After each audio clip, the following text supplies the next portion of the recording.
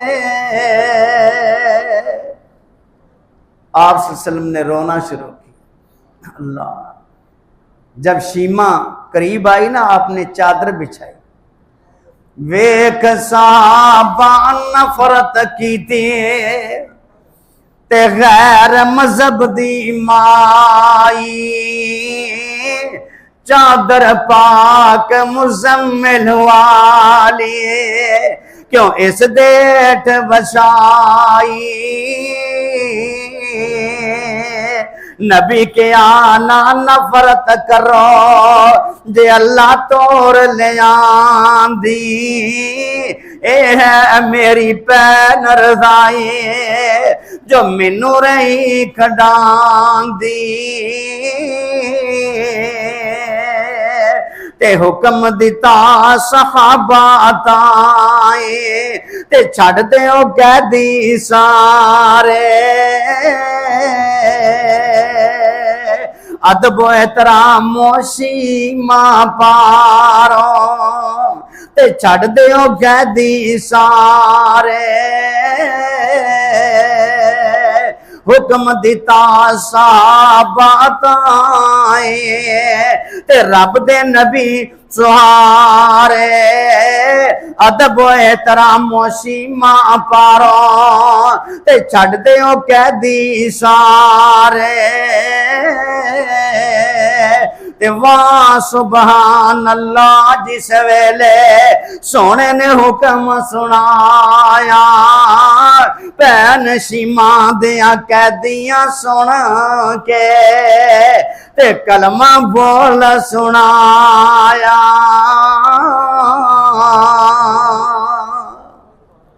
میرے نبی سے محبت کا اظہار بھی دیکھنا. اس کو پتہ نہیں میں آج اس کے پاس آؤں گی جس کا کلمہ پڑھنے سے رب جنت عطا کر دیتا ہے. اس کو پتہ نہیں اس کے بھی نصیب میں، امی کے نصیب میں بھی وہ تو ہے ہی ایسا جو اس کے پاس آ جاتا ہے، جو اس کے پاس چل کے آ جاتا ہے، مان لیتا ہے، رب اس کو جنتی بنا دیتا ہے. اگر ٹائم زیادہ نہ ہوئے ایک گل اور کریے تو پھر بس کریے. کیوں جی؟ ہاں جی، آج شب کون سی ہے؟ شباں ساریاں برابر نے. مسا مسا تسی مسیتے آئے جی. اللہ تعالیٰ نے قابو کیتا ہے، مالکہ انہاں نو ایتھے ہی رکھی. او آمین کو یا ڈرو نہیں آمین. اللہ ان کا مسجد کے ساتھ دل لگانا، اور جن کا دل مسجد کے ساتھ لگ جاتا ہے نا وہ عرش کے سائے کے نیچے ہو. اللہ ہاں جی، کیا بات ہے. کون کون ساتھی ہیں جو عرش کے سائے کے نیچے جانا چاہتے ہیں؟ سارے ہی ہیں نا. تو پھر مسجد کے ساتھ دل لگا کر کے رکھو، یہاں سے جانے کی کوشش مت کیجیے، آپ کو اللہ اس کا مقام دے گا.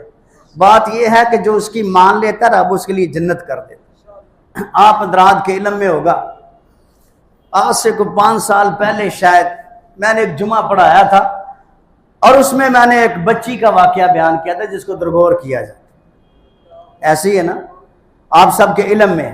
لیکن پچھلے دنوں میں پڑھتے پڑھتے ایک بات اور سامنے آئی. اللہ، علم بڑا وسیع ہے سلفی صاحب، علم بڑا وسیع ہے. اللہ، وہ کیا ہے کہ نبی علیہ السلام نے ایک بندے کے بارے میں یہ تمنا بھی کی یہ مسلمان ہو جائے. اللہ، یہ سردار ہے علاقے کا، بنو کلاب کا سردار ہے، بڑے لوگ اس کے ساتھ ہیں. پھر میرے رب نے اس کو بھیجا. اللہ، میرے رب نے بھیجا. نبی علیہ السلام کے پاس آیا، آ کر کے سامنے بیٹھا.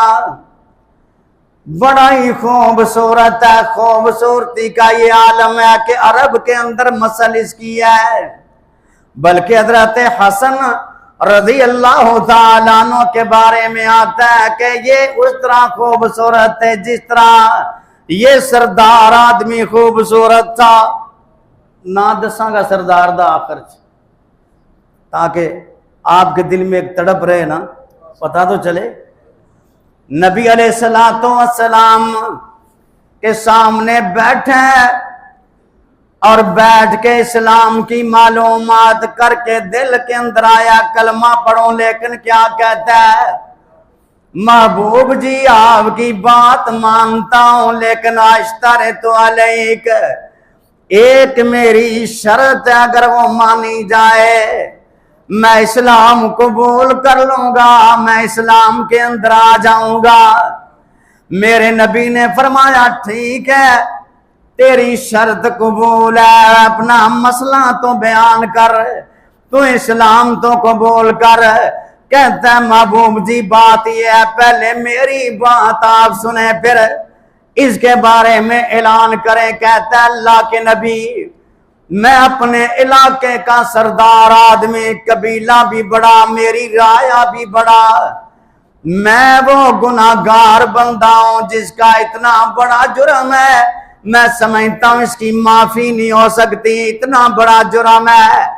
اور ساتھ ہی اس نے رونا بھی شروع کر دیا، وہ رونا شروع ہو جاتا ہے، بات بیان نہیں کر پا رہا، روتے روتے کہتا ہے اللہ کے نبی میں وہ بندہ ہوں جس نے اپنے ہاتھ سے ایک نہیں، دو نہیں، 70 بچیاں زندہ میں نے درگور کی ہیں، ایک بچی نہیں، دو نہیں، 70 بچیاں درگور کی ہیں۔ اب مجھے بتائیے کیا میرا رب مجھے بھی معاف کر دے گا؟ میرے نبی نے فرمایا تو نے کلمہ پڑھا کہ نہیں پڑھا؟ کہتا ہے اللہ کے رسول میں کلمہ تو پڑھتا ہوں، آپ کے سامنے بھی پڑھتا ہوں، میرے نبی کے سامنے اس نے کلمہ پڑھا، لیکن وہ تو روئے جا رہا تھا، صحابی ہے کٹ کے کہتا ہے اللہ کے بندے خاموشی اختیار کر، اتنا نہ رو، کیونکہ نبی علیہ السلام نے بھی رونا شروع کر دیا، وہ باتیں کرتا ہے روتا ہے، نبی علیہ السلام سنتے رو رہے ہیں۔ آخر جب بندے نے کہا خاموشی اختیار کر، میرے نبی نے فرمایا اس کو بیان کرنے دو، یہ کہنا چاہتا ہے، اپنے دل کا غبار تو ذرا اتار لے۔ میرے نبی نے جب یہ اس کو کہا وہ باتیں کر کے رو رو کے خاموش ہوا، فرمایا اب تو ذرا کلمہ پڑھ لے، اب تو کہہ دے۔ جب اس نے کلمہ پڑھا میرے نبی نے فرمایا اسلام پہلے سارے جرموں کو مٹا دیتا ہے۔ اور دوسرا وہ تھا جو ہم نے عام حالات میں سنا کہ جا کر کے گڑھا کھودا، پھر بچی کو ڈالنے لگے، لیکن پڑھتے پڑھتے ایک اور بات سامنے آ گئی۔ وہ کیا تھی کہ وہی جو مشہور ہے کہ جس کے گھر میں بچی بڑی ہو گئی اور وہ اس کو کھڈے کے بجائے کنویں میں پھینک رہا، بچی کو جب کنویں میں پھینک رہا تھا تو پتھر لے کے بچی چھوڑ نہیں رہی تھی، بچی چھوڑ نہیں رہی تھی، ہاتھ پہ پتھر کو مار مار کے چھڑایا، تو پھر بچی نے یہ کہا تھا کہ اچھا اللہ کے دربار میں پھر دیکھی جائے گی، نہ میں رواں نہ پیسہ منگا تے نہ تیرے کول آواں، کلیاں چھوڑ نہ جانا بابل، متے روندی روندی مر جاواں، تے جس دن روز قیامت ہو سی اللہ دے دربارے، لب لوانگی بابل تینوں تے لے لانگی بدلے سارے۔ آج اس بندے نے بھی نبی علیہ السلام کے سامنے آ کے معافی کا اظہار کیا، اللہ کہ نبی صلی اللہ علیہ وسلم سے آ کے کہتا ہے اللہ مجھے بھی معاف کر دے گا، تو میرے نبی نے فرمایا ہاں جی اللہ معاف کر دے گا۔ عرض کرنے کا مقصد ہے میرے بھائیوں، اس دنیا میں جتنا وقت تھا آپ نے اور میں نے بھی گزار لیا، لیکن ایک بات یاد رکھنا، دنیا میں وقت تو گزر چکا ہے، اپنے رب سے جب آپ اور میں معافی مانگ لیں گے تو پھر رب ہمیں معاف کر دے گا۔ لیکن ایک یاد بات جو کہنا چاہتا ہوں، قیمتی مہینہ رمضان والا جا رہا، قیمتی مہینہ لوگو رمضان والا جا رہا، مال نو سمیٹ لو دکان والا جا رہا، رمضان ختم ہونے لگا ہے، ایک گنتی دے مومنہ دے قیمتی ایام نے شریف تاری جنہ کیتے اہتمام نے، رتبے اونا دے ودان والا جا رہا، رتبے اونا دے ودان والا جا رہا، قیمتی مہینہ رمضان والا جا رہا۔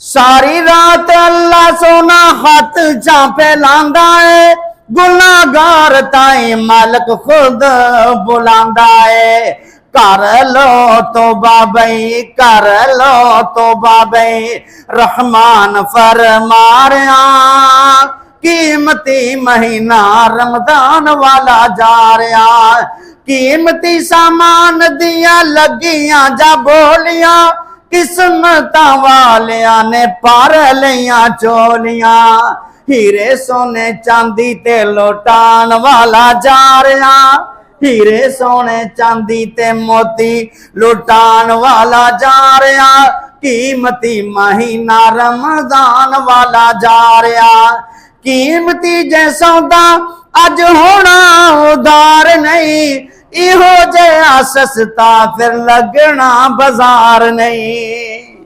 رمضان میں کوئی ادھار نہیں ہے، روزہ رکھنے میں، غور کرنا، عمل کرنے میں میرے بھائیوں، قیمتی جیسوں دا اج ہونا ادھار نہیں، ایہو جہا سستا کوئی لگنا بازار نہیں، لٹ لو بہاراں ایک دن رہ گیا، لٹ لو بہاراں اعلان والا جا رہا، قیمتی مہینہ رمضان والا جا رہا، لے لو سامان اور لے لو بھی سامان، ہم دکان والا جا رہا، قیمتی مہینہ رمضان والا جا رہا، اللہ تیریاں عطاواں تے شک نہیں کر دے، صبح تام تدی اسی تینوں سجدے پہ کر دے۔ کیوں جی؟ اے اللہ جی، اے بہاراں سانو ہون دین والا جا رہا، قیمتی مہینہ رمضان والا جا رہا۔ وآخر دعوانا الحمدللہ رب العالمین۔